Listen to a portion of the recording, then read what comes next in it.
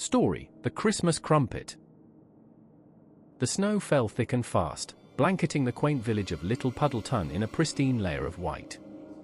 Inside number 4, Primrose Cottage, 10-year-old Finnegan Finn O'Malley was finally alone.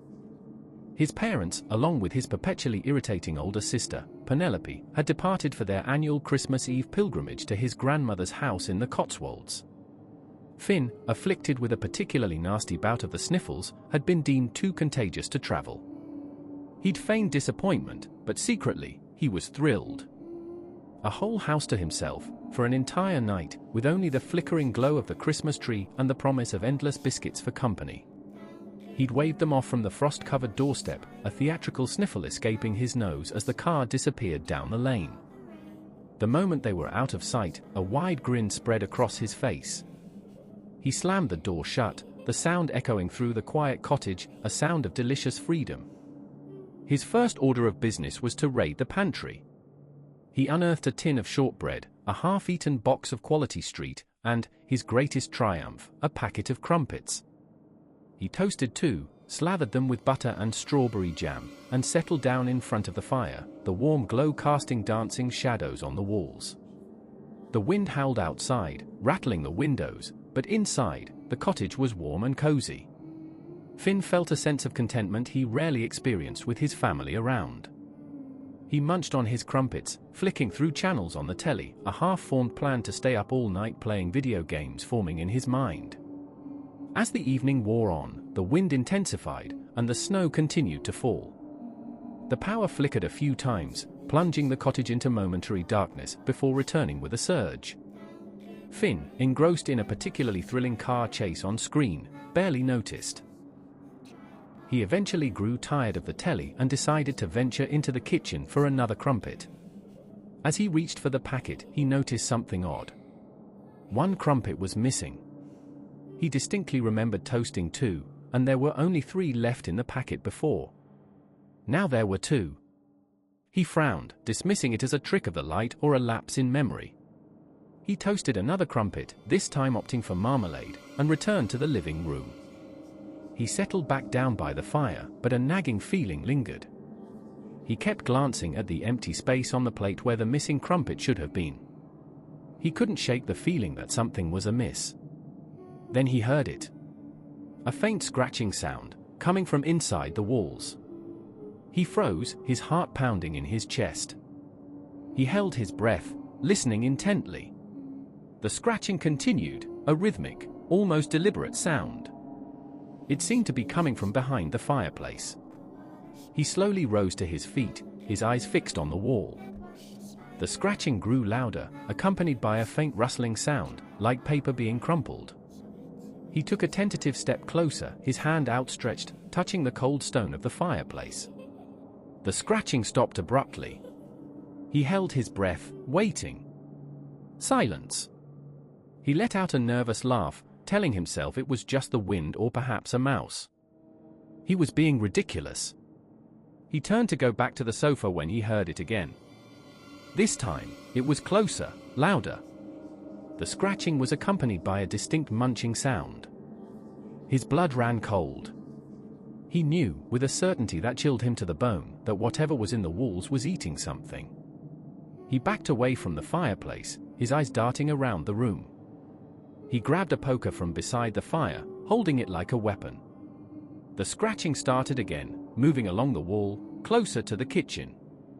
He could hear the faint sound of crumbs falling. He crept towards the kitchen doorway, peering cautiously around the corner. He saw nothing. He took a deep breath and stepped into the kitchen. The scratching was louder here, coming from behind the pantry. He approached the pantry, his hand gripping the poker tightly. He could hear the munching sound clearly now, accompanied by small, wet smacks. He slowly opened the pantry door. Inside, perched on a shelf amongst the jars of preserves and packets of pasta, was a small, grotesque creature. It was about the size of a large rat, but its skin was pale and translucent, almost like parchment. Its eyes were large and black, and its mouth was filled with rows of tiny, needle-sharp teeth. In its small, clawed hands, it held the missing crumpet, devouring it with ferocious appetite. Finn gasped, dropping the poker with a clatter. The creature's head snapped up, its black eyes fixing on him. It let out a high-pitched squeak, dropping the remains of the crumpet.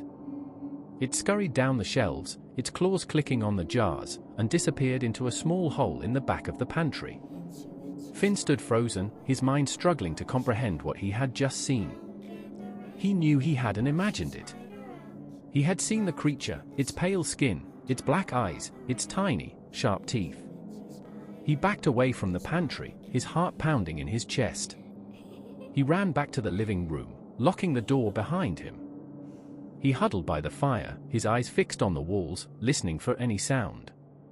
The scratching started again, this time in the living room wall.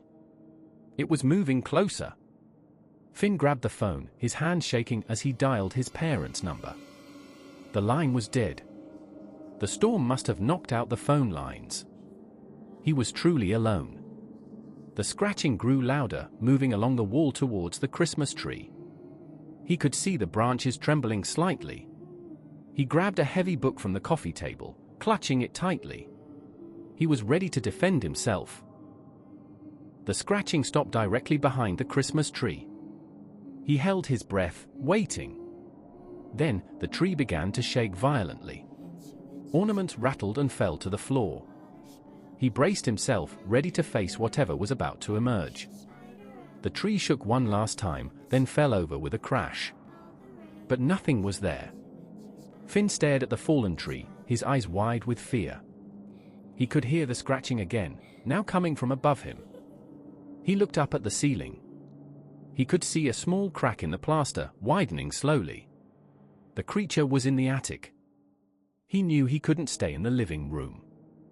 He had to get out of the house. He ran to the front door, fumbling with the lock.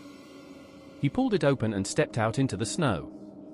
The wind howled around him, the snow stinging his face. He didn't care. He just wanted to get away from the cottage. He ran down the lane, the snow crunching under his feet. He didn't stop running until he reached the village pub, the Prancing Pony. The pub was warm and crowded, filled with the sound of laughter and chatter. Finn burst through the door, shivering and out of breath. The pub fell silent as everyone turned to look at him. He was covered in snow, his face pale and his eyes wide with terror. He stammered out his story, telling everyone about the creature in the walls, the scratching, the munching. At first, they looked at him with amusement, thinking he was playing a prank. But as he continued his story, his voice trembling with fear, they began to realize he was serious. The pub landlord, a burly man named Mr. Higgins, took charge. He gathered a group of villagers, armed with torches and various implements, and they made their way back to Primrose Cottage. They searched the house from top to bottom, but there was no sign of the creature. The only evidence of its presence was the fallen Christmas tree, the missing crumpet packet, and a few small, wet smears on the pantry shelves. The villagers searched the walls, the attic, even the chimney, but they found nothing. They concluded that Finn must have imagined it. But Finn knew he hadn't. He had seen the creature. He had heard it eating the crumpet. He spent the rest of the night at the pub, too afraid to return to the cottage. The next morning, his parents returned, dismissing his story as a bad dream brought on by his illness. But Finn never forgot what he saw that night. He never ate another crumpet. And he always checked the walls before going to sleep, just in case the creature decided to return. He knew, deep down, that the Christmas crumpet had brought something more than just a tasty snack into his home.